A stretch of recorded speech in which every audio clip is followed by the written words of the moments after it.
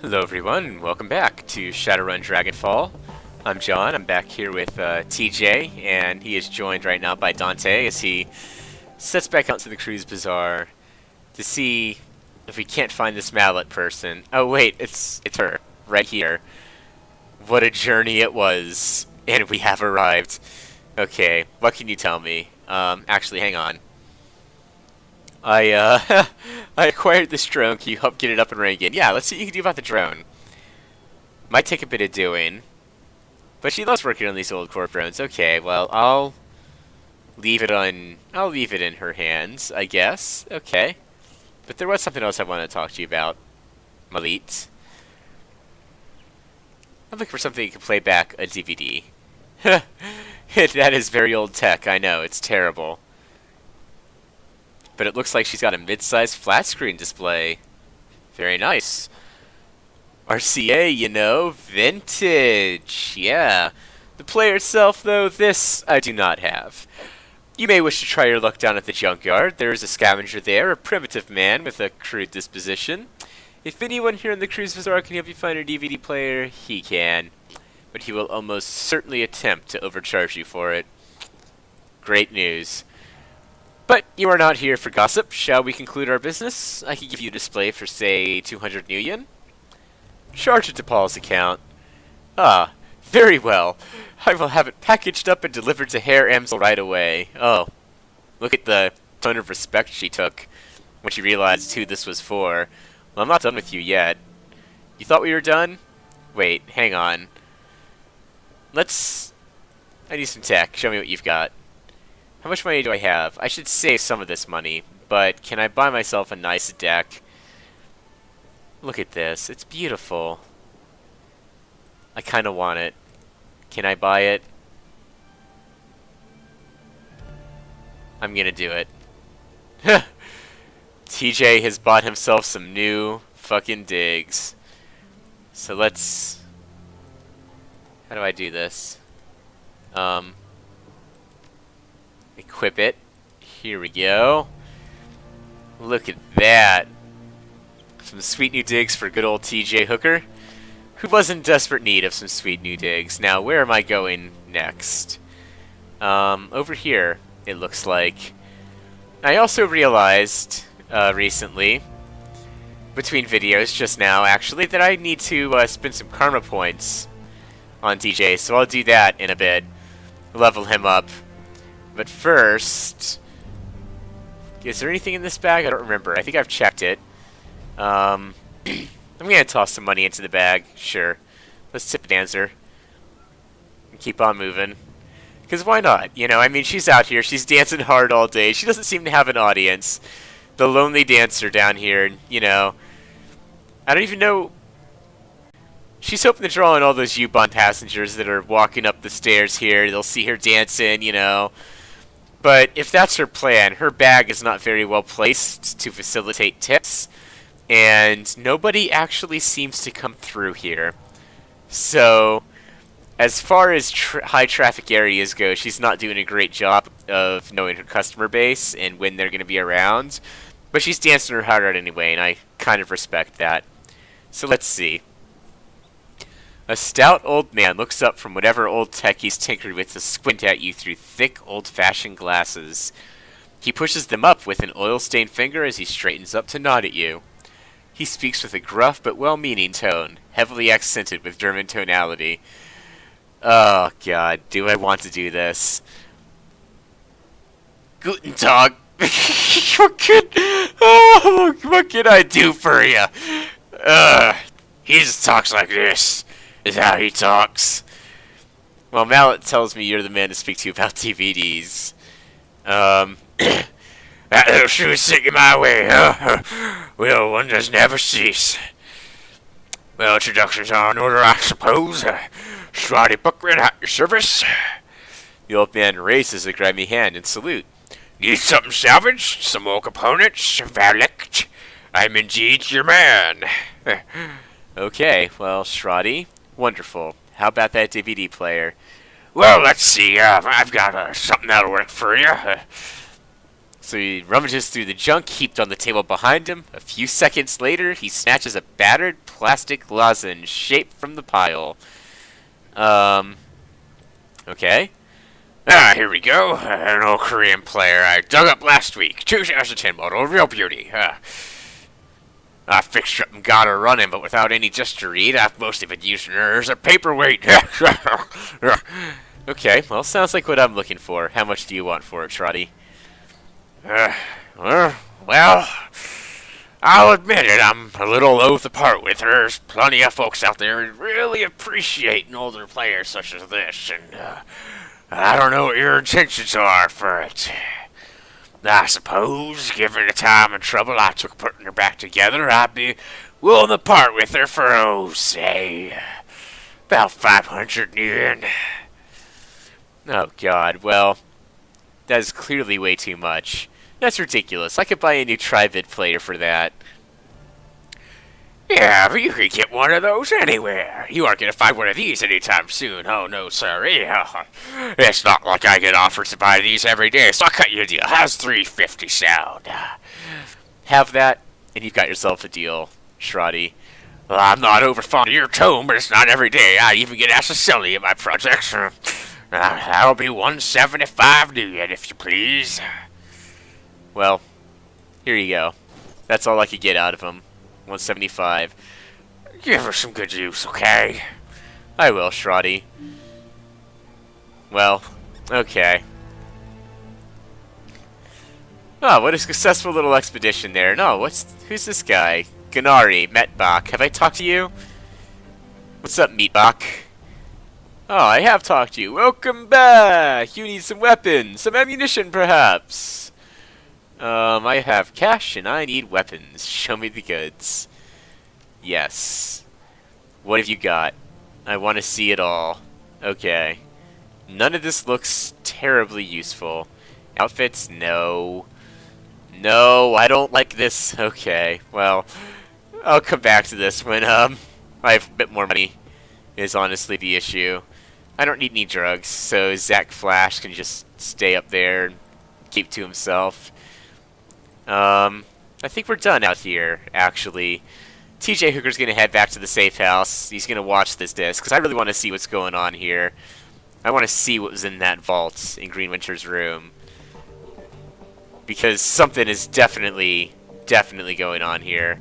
And TJ wants to get to the bottom of it. Okay, what can I do? I'm just going to watch it right here? Oh, okay, I see. We've all gathered now. Where were you, Dietrich? I was looking for you earlier. Wait, TJ's gonna be like, bro, where were you, Dietrich? I looked everywhere for you. I wanted to talk, but fine. I guess you didn't want to talk to me, Dietrich. It's cool, bro.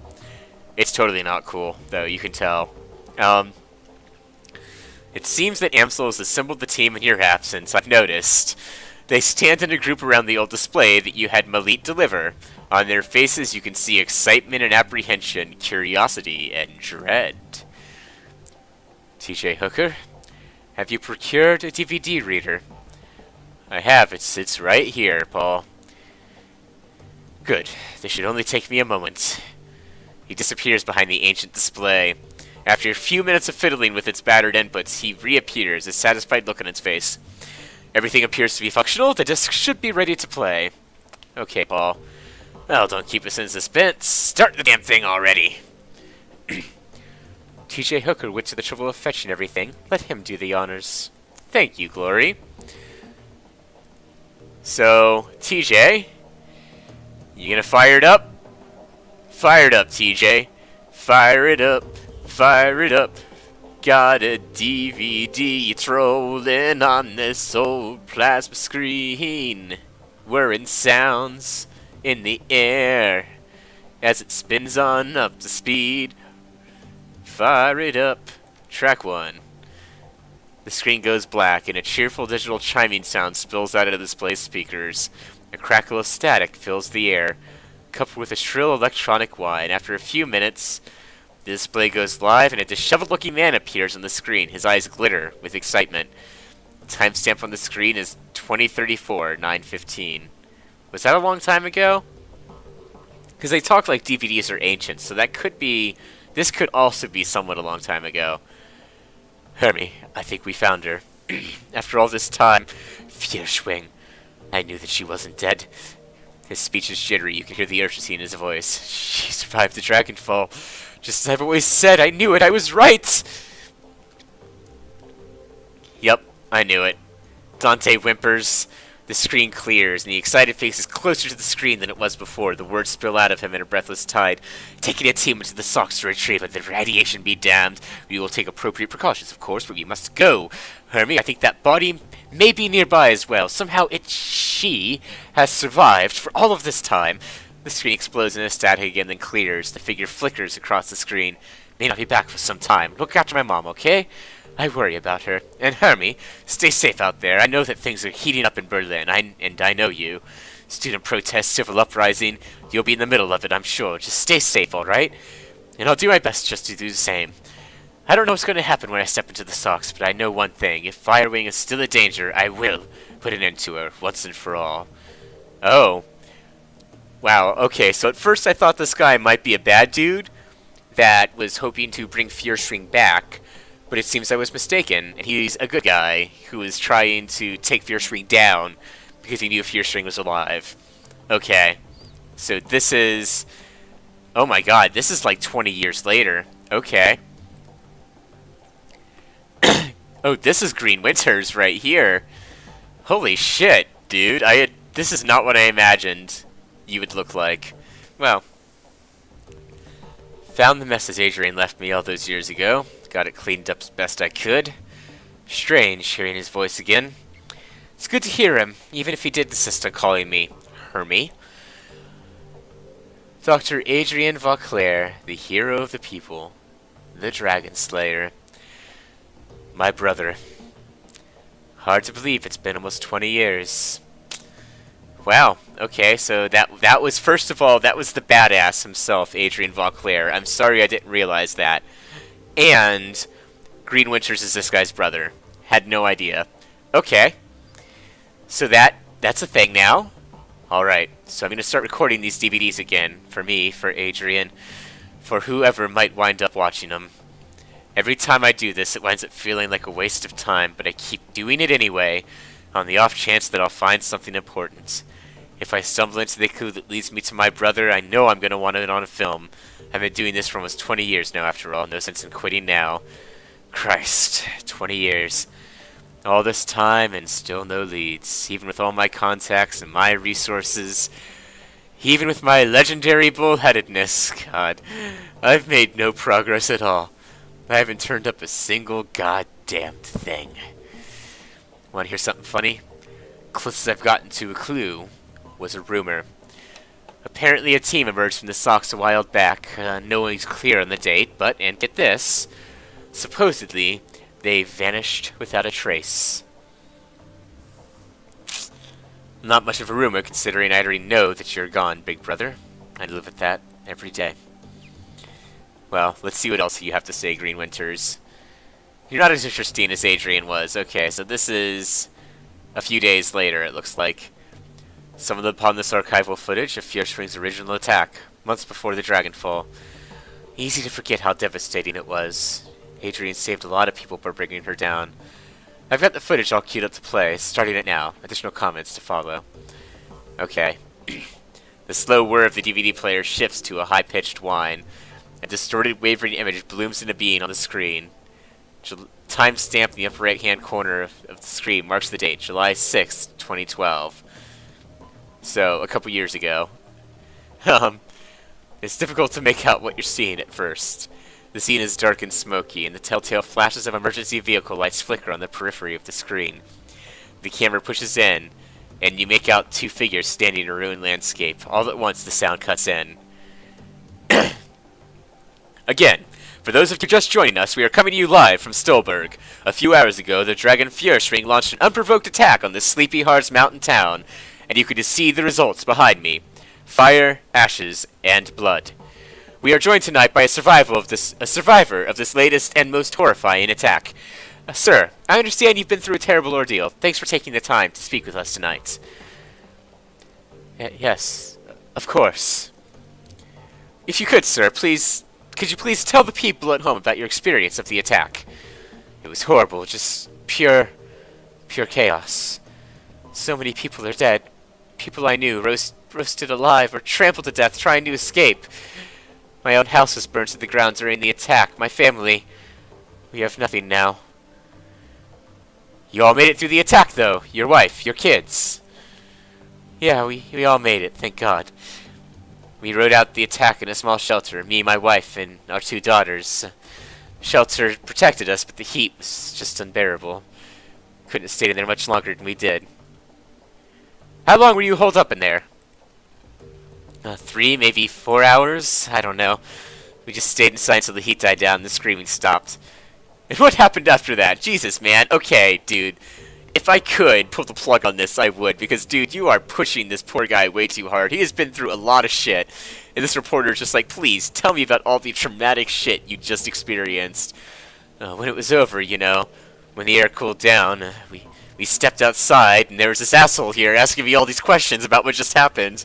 There was nothing left, just smoldering wreckage and this dense cloud of black, oily smoke, and the stench in the air. God, that smell. It smelled like roasting meat. There's a long pause. From the tortured look on his face, you can tell the man is struggling to decide whether or not to continue speaking. Eventually, he does. My girls, they found what was left of their nanny outside. Her body, what was left of it, was slumped against the shelter door. I keep telling myself I couldn't hear her pounding to get in, but that isn't true. I could. I just couldn't bring myself to open that door. I couldn't risk my family like that. Not for her. Not for anyone. Thank you, sir, for taking the time to speak with us. Yeah. You heard it here, an absolutely chilling account of tonight's attack. Again, the town of Stolberg has been reduced to ash, another victim of the Fire Wing. Stay with us for up-to-the-minute reporting on Feuerschwinge's Reign of Terror. And then they play like a big, graphic with explosions with Reign of Terror, as you see this, really sad guy in the background, just crying his eyes out because his fucking mom just died. Oh, this is terrible. What an awful guy. Okay. It's time for a new approach. Adrian's a complete dead end. That much is pretty clear by now. So I'm going to do some digging on Feuerschwinge instead. Let's see where this goes. The screen abruptly goes black as the video cuts off. A few moments later, you find yourself returned to the menu screen. Okay, track 4. The DVD player ramps up to speed, filling the air with a small, shrill whining sound. Okay, timestamp 10:31. So, this is... Okay. Well, that was a bust. Little progress on Feuerschwinge either. I don't know, it's weird. The information is there, it's just wrong somehow. It's too well laid out, too simple. Real life is messy, and this just feels a little too neat. It's not the only thing that's nagging at me. I'm getting the tinkly feeling all up and down the back of my neck again. It feels like I'm being tracked. I'm no matrix hotshot like Clockwork or Schaefer. Hey, that's Monica! But I'm good enough to know when someone's on my scent. Gotta install some new security measures. Can't be too careful. Okay. So he knew someone was onto him. So let's see what happened next. This is... It looks like about 10 days later. Oh my god! What the fuck happened to you, Green Winters? Jesus Christ, Howie! Christ, I'm getting too close to something. There's a trail of bodies and there have been disappearances. Gearbox, Martian, Peregrine, they've all disappeared within the past few years. Gearbox just went AWOL yesterday. They were all making the same sorts of inquiries about the Fire Ring that I've been. There's ghost stories sprayed around the Decker community. Stories about Deckers disappearing and then showing up again later, but wrong somehow. Scary stuff, but I'm starting to think that it's true. Oh, okay. How's this guy? How do you fucking... Oh, Jesus. How do I slip into this? Hang on. Whew. Okay, Blitz. I know the stories he's talking about, Chief. Never really put much stock in them. Not till now. Oh. Could these rumors be related to what's happening here? Am I being paranoid? No. I don't think so. Something big is happening here, and I'm right in the middle of it. That's a bit of a leap. I don't think it's a leap, Iger. One other thing. Tolstoy told me a story about a kill team not related to all this. Apparently, a decker named Hellbore posted a theory about Feuerschwinge to the Shadowrun BBS about 5 years ago. About an hour later, a mil-spec team showed up in meat space and cooked her entire apartment with her in it. If what Tolstoy told me was true, Hellbore live posted the event. She described her killer, this big orc with skin grafts. Wait, I know that guy. Then the whole thread disappeared, gone without a trace. Leap, Igerlove? Sounds like he's on the right track to me. Yep, she concedes the point. We know that guy. I'm just gonna go ahead and say it. This has gotta be Feuerschwinge, all of it. Adrian was right about her. She's still alive and she's out of the socks. She's covering her tracks, working the shadows, preparing to rise again, and that means I have to find you, Adrian. For everyone's sake. Thankfully, I've got a lead. First time in 2 decades, I've got a solid goddamn lead. I've backtraced all of the Matrix nodes that Hellbore was looking into back before she got cooked. Whoever's been purging the Matrix didn't think about that, and I found out that she turned up a set of map coordinates. Oh, good job, Green Winters. So now I've got a target, a place to start digging. The Harfeld Manor, conveniently located on an isolated stretch of countryside miles away from prying eyes. Matrix records indicate that some sort of data vault exists beneath the estate, so that's what I need to get into. Did Monica know about this when she took the job? And this is where we came in. As if on cue, a familiar image wakes on the monitor to Winter's left. Monica. I think I'm going to tap Schaefer for this job. She's got the skills to bypass whatever security they're running out there, and she's gullible enough to take the job in the first place. I'll feed her some line about flux state security, and she'll eat it up with a spoon. I warned her. Yeah, that guy, what a dick. He put her in harm's way without telling her. And that's just not cool, Green Winters. Time to put plans into motion. By this time tomorrow night, I should have the information that I need. And the off chance that a Schaefer gets taken out, well, that'll tell me something too. Can't make an omelet and all that. Until then, I've been an asshole. And let's see what your last track has to say. When you play the 6th track, a small video window appears. You recognize the scene in the window. You are looking at the tattered drapes and nicotine-stained wallpaper of Winter's hotel room at Das Castle House. 11:10. The very next day. Okay. Let's see. Let's see what happened. Suspicious confirmed. Schaefer dead. Christ. Winters reaches a shaking hand off camera. A moment later, returns clutching a cheap plastic drinking glass. He gulps something down, wipes his mouth at the back of his hand, and takes a deep breath. He's probably on all kinds of fucking cram and shit at this point. That's probably what this is. Wow. Okay. Back up, slow down, start from the beginning. Winters closes his eyes and makes a visible effort to calm himself. When he speaks again, his voice is steady. Got the call from my contact in the cruise bazaar. Schaefer killed on the estate run. Matrix security at the estate cooked her brain. Considering Schaefer's skill and expertise, on-site IC must have been extreme, even by Berlin standards.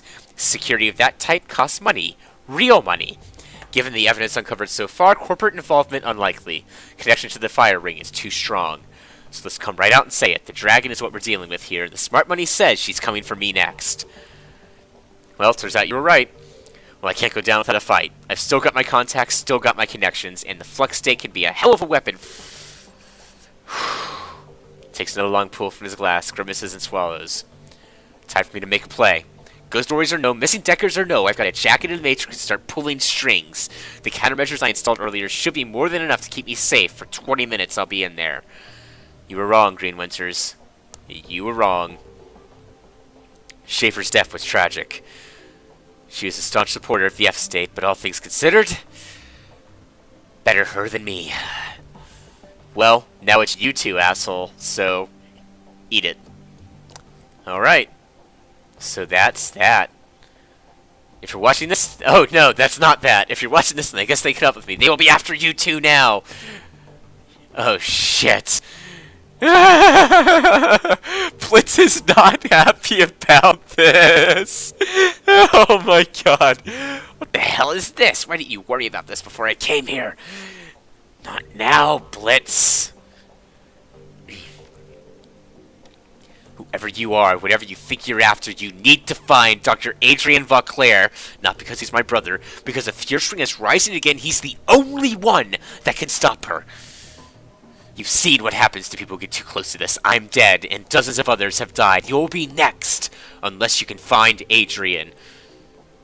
The screen cuts back to static. The message is over. The DVD tray slides out of the reader. Well, shit, everyone. Okay.